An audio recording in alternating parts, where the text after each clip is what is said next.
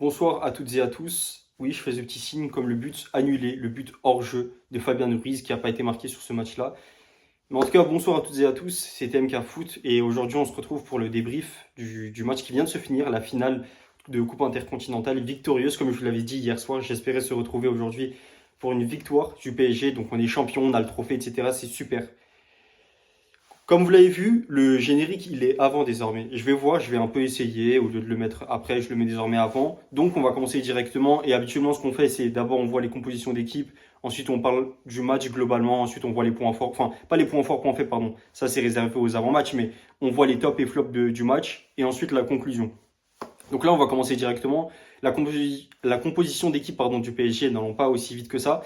Je vous l'affiche ici, vous voyez que c'était celle que j'avais dit que je pensais qu'il allait y avoir en compo probable d'avant-match, à l'exception du gardien qui a fait toute la différence. Je suis content de m'être trompé à ce point. Vraiment, je suis content. Euh, c'est pas pour me jeter des fleurs, mais ça m'arrive assez rarement de me tromper parfois sur ce genre de choses où j'essaie de prendre le plus possible le côté pragmatique, logique, probable de ce qui peut se passer. Donc, j'essaie de réfléchir le plus possible. Et quand je vois cette composition où justement, il y a juste Savonov qui change par rapport à ce que j'ai dit et qu'au final, ça me donne tellement tort d'avoir pensé que Lucas Chevalier aurait pu nous permettre de gagner à ce point ce match, même si on ne sait jamais au final, ça reste un petit peu peut-être de la spéculation, j'en sais rien. Mais bon, en dehors de cette composition d'équipe, je suis content parce qu'également il a mis Désiré Doué en neuf. En dehors du fait que, comme je vous l'ai dit, j'ai pu penser qu'il allait le faire et que c'était un peu peut-être osé de le faire. Il a osé le faire et c'était des électrons libres. Donc ça aussi c'est quelque chose que j'avais pensé. C'est pas une équipe, en tout cas l'attaque n'est pas restée chacun à leur poste fixe. Non, de temps en temps, Kvara tu l'as vu, il est allé à droite. De temps en temps c'était Doué qui était à droite. Justement, sur le but d'ailleurs, ça on y reviendra après, mais sur le but, Doué il était à droite quand il fait la passe des Kvara. En tout cas, bon, pour parler du match de façon générale, désolé, c'est assez compliqué, je trouve, d'amener un côté tactique. Je sais que je le dis sur quasiment un match sur deux, un match sur trois parfois, le côté réflexion tactique de ce qui s'est passé, QI foot, sur ce qui s'est passé sur un match, parce que déjà de temps en temps, moi j'ai envie de kiffer le match et de le regarder juste avec simplicité, même si vous allez me dire, le but d'un débrief, c'est peut-être parfois de l'analyser, mais pas que je trouve. Le but, c'est aussi d'amener un côté émotion, émotif à tout ça. Pas émotif, mais plutôt émotion. Voilà, on est là, on prend du plaisir, on kiffe. Parce que le football, avant tout, faut pas l'oublier, c'est un spectacle. Donc évidemment, nous, on essaie de garder le côté spectaculaire. Et en dehors de ça, euh, juste parfois, j'arrive pas à lire le jeu. Non pas que, en tout cas, c'est possible, mais je pense pas que ce soit un manque de QI foot, une mauvaise lecture du jeu, mais juste parfois, il se passe rien de grandiose pour moi. Que ce soit côté Flamengo ou PSG ce soir, notamment, je vois pas 10 000 choses à dire. Par exemple, je trouve que nous, on a mis un petit peu de temps à rentrer dans notre match en tant que Parisiens. Mais de là à dire que carrément, par exemple, Flamengo a super bien joué son match, eux, ils nous ont rendu la tâche autant difficile, je pense pas. En fait, pour moi, je vais aller un peu à la conclusion de ce que je pense de tout ça, c'est que le PSG a été favori, mais ne s'est pas donné à fond. On s'est plus mis en difficulté nous-mêmes qu'autre chose. Alors évidemment, Flamengo, ça a joué là-dedans un minimum, mais c'est plus à cause de nous-mêmes qu'on a pondu ce match qu'on a fait, qui est pas terrible en soi, je trouve personnellement, même si au final on gagne, que Flamengo qui est venu et qui nous a vraiment causé du danger, des problèmes, qui a fait que derrière on a autant galéré. Non, on a galéré effectivement, mais c'est de notre faute. Et comme je vous l'ai dit, parfois ça arrive beaucoup malheureusement dans les matchs de Flamengo quand je vous les ai présentés, qu'ils aient des contres favorables, qu'ils ont des actions qui vont souvent en leur faveur. Autant quand c'est des actions défensives que parfois ils arrivent à faire en sorte de ne pas se prendre un but, que des actions où justement ils arrivent à se procurer énormément d'occasions ou parfois à mettre des buts. On s'y attend pas forcément. Ça n'a pas été le cas ce soir, mais il y a beaucoup de fois où ça aurait pu être le cas. Mais en tout cas, pour les actions défensives, ça a été le cas. Et je trouve que ça, évidemment, si ça t'arrive aussi souvent, c'est que toi, d'un côté, tu y arrives tactiquement, tu as un truc que tu gères et que carrément, tu gères tellement que moi, ce soir, j'ai pas compris. Même comme je vous l'ai dit, quand je regarde les résumés des Flamengo, j'ai même pas compris comment ça arrivait autant. Mais il y a quelque chose qui fait que tu y arrives. C'est pas, je pense pas que ça soit autant de chance sur autant de matchs différents. Donc, ça, c'est quelque chose où Flamengo est fort. Et tant mieux pour eux, bravo à vous là-dessus. Mais nous, ce soir, on a eu du mal. On a eu du mal. Peut-être le seul endroit où on a été globalement bon, je trouve, étonnamment, ça a été la défense. Mais l'attaque et le milieu, alors vous avez tenté des choses, vous avez fait des choses bien, des prestations intéressantes, chacun individuellement, même les joueurs, mais c'était pas assez. C'était pas le niveau du PSG, c'était pas le niveau d'un PSG qu'on a vu ces derniers mois, sur cette dernière année, j'ai même envie de dire les 12 derniers mois, mais il y a quelque chose qui a manqué. Et pour moi, c'est pas lié à forcément à la blessure d'Ousmane Dembélé qui fait que même s'il est rentré ce soir, c'est pas le 11 titulaire. On sait que normalement Dembélé est censé être là, Désiré Doué il est censé faire les 90 minutes. C'est être Hakimi à la place de Zaïre Emery en tant que latéral droit, même si ce soir on reviendra également sur son poste.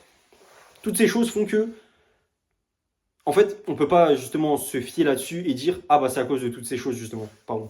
C'est plus lié à un manque d'erreur, peut-être une erreur même, j'ai envie de dire professionnelle, pas de Luis Enrique. Attention, j'ai clairement pas envie de lui rejeter la faute ce soir parce que pour moi, tous les changements qu'il a fait ont été pertinents. Donc, j'ai pas envie de lui reprocher quoi que ce soit. Ça lui arrive de faire des erreurs, vraiment ça lui arrive, mais les erreurs qu'il a fait, j'ai pas envie de lui reprocher. Pour moi, il a pris les bonnes décisions. Derrière, elles n'ont pas mené aux bonnes choses dont il aurait souhaité, donc c'est-à-dire la réussite. Mais il aurait pas pu savoir, il n'est pas non plus devin, donc il y a des choses où on doit se dire bon ok, l'erreur est humaine, ça lui arrive à lui. Lui, c'est une chose. De l'autre côté, le collectif, l'équipe, comme je vous dis, autant collectivement qu'individuellement, si on les prend chacun entre eux, il y a des choses qu'il a manqué. Zaïre Emery, il s'est beaucoup trop fait mélanger sur son côté ce soir. J'en ai parlé sur mes réseaux, sur TikTok, vous pouvez aller voir. Oui, ok, d'accord, même dans mes shorts d'ailleurs. Quand je dis mes TikTok, n'oubliez pas que dans mes shorts également, j'oublie souvent de le mentionner. Vous pouvez le retrouver directement. Zaïre Emery, sur son côté, il s'est fait mélanger. Et il a été laissé seul. Moi, j'avais dit que justement, j'attendais que, pas Pacho, pardon, Marquinhos et Neves puissent l'aider. Marquinhos, globalement, il a essayé. Globalement, je trouve que c'est pas lui le premier que j'ai envie de pointer du doigt, mais c'est João Neves. João Neves, donc encore une fois, ça c'est peut-être une décision de Luis Enrique. Il a été beaucoup plus haut sur le terrain. Il a beaucoup moins aidé Zaïre Emery sur son côté. Mais au final, ça fait qu'il a galéré. Alors, de temps en temps, Zaïre Emery, il vient, il monte en tant que milieu de terrain, etc. Et c'est là qu'on voit qu'il y a eu du changement. Et d'ailleurs, si vous faites bien attention au début de l'action, peut-être que vous pouvez la retrouver d'ici quelques heures dans le résumé du match. Mais Zaïre Emery, le seul moment où, en tout cas, je le remarque de façon aussi explicite, il monte en tant que milieu de terrain, il coulisse et on est sur une action offensive où justement le PSG a la possession du ballon. Derrière, il y a eu but. Parce que l'action part de lui. Enfin, l'action part d'un 6 mètres que Safonov a, il fait la passe à Zaïre Emery, il fait monter la balle côté gauche, etc. Mais ça part de lui. C'est ça que j'ai envie de dire. Et voir ce but qui arrive de lui, c'est super intéressant. Ça prouve que justement, pour moi, son positionnement est davantage central et en tant que milieu de terrain. Et s'il devait jouer, on va dire, en tant que latéral droit, en dehors de son style de jeu, je parle plus en termes de positionnement, je le verrais plus comme un Reece James à Chelsea. C'est-à-dire que Reece James, on sait qu'il a été formé en tant que milieu de terrain de base et qu'il joue maintenant latéral droit et qu'il est super fort à ce poste. Mais comme Reece James, c'est pas un joueur défensif de base, c'est pas un défenseur. De temps en temps, ok, il va faire des choses comme je vous l'ai dit, et on l'a vu encore une fois ce soir, on l'a énormément vu même. Il sait jouer de son épaule.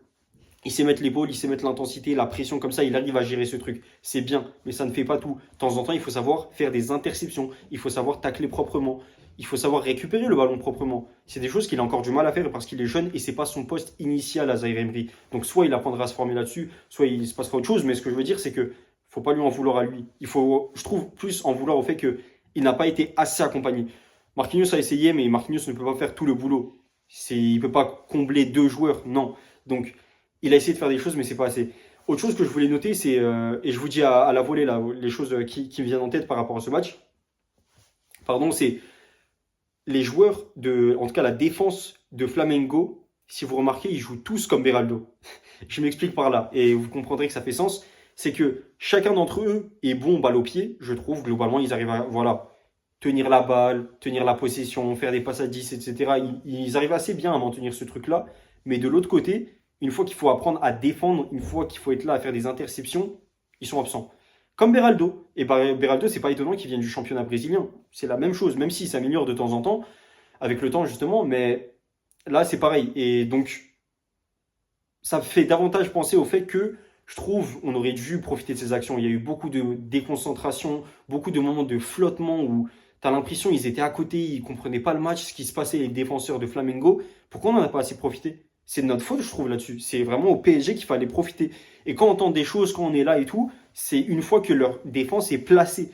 Et même là, la défense était mal placée de Flamengo. Donc, on n'a pas assez exploité ces actions-là. Je trouve ça assez dommage. Mais bon, c'est comme ça.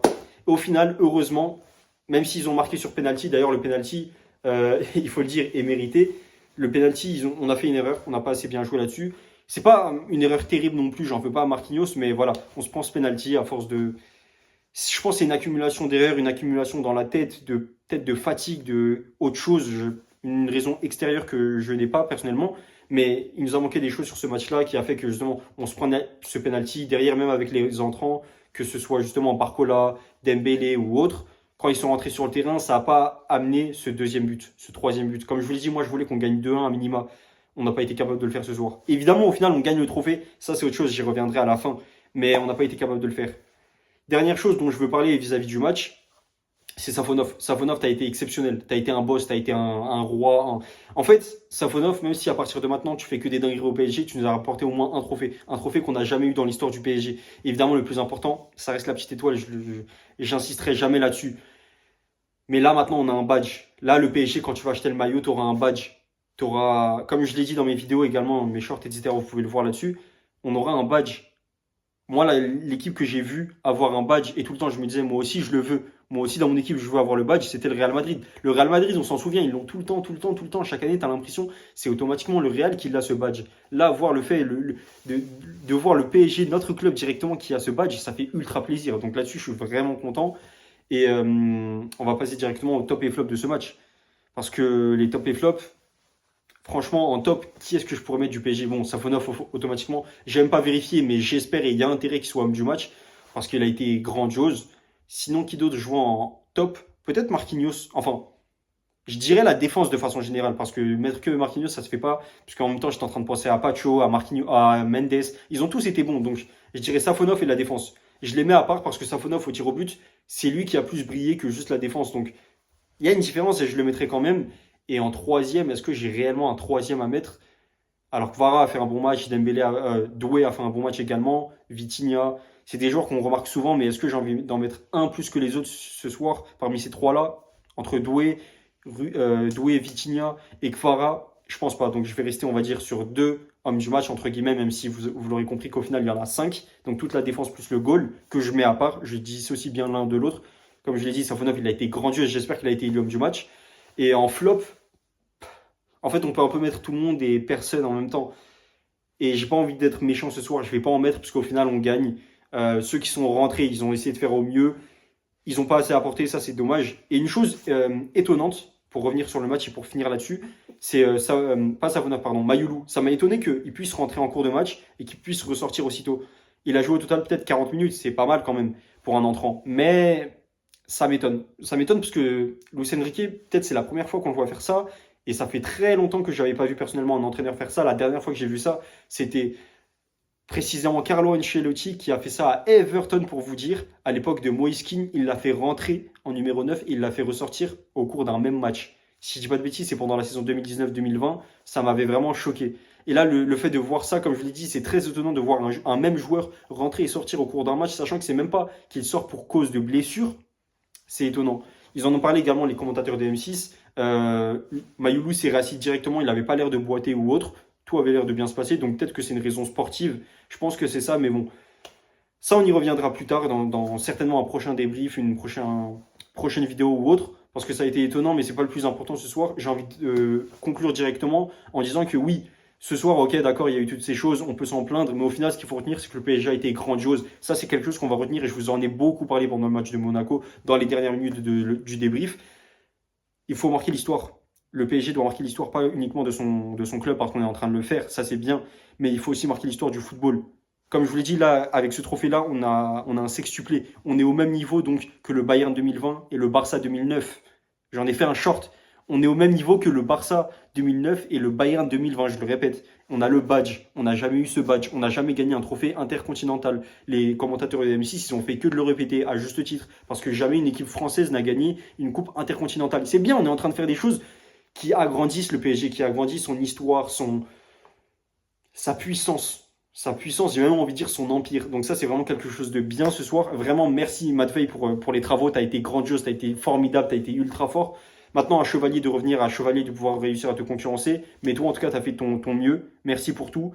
La conclusion de ce match et de cette victoire, de ce trophée, c'est qu'au final, on le remporte. Au final, les gars, c'est qu'on le remporte. Donc, je ne peux pas en vouloir à qui que ce soit. Comme je l'ai dit, moi, je suis content au final de tout ça. On n'aurait pas pu rêver mieux. Donc, ne rêvons pas mieux que ça. Ne rêvons plus grand. J'ai envie de m'arrêter là-dessus et dire que voilà, c'est une belle fin. On a gagné. Maintenant, il faut se remettre au boulot. On a un match à pas oublier, non, quand même, en Coupe de France. Et ensuite, il y aura la trêve. On verra ensuite ce qu'on fait pendant la trêve. J'aurai certainement des vidéos à faire. Également, il y aura la CAN, donc ça va être intéressant. En tout cas, merci de m'avoir écouté. C'était TMK Foot. Il n'y aura pas non plus d'outro en écrivant mon nom. Merci de m'avoir écouté, c'était tout pour cette vidéo et salut. On se dit à la prochaine pour la Coupe de France.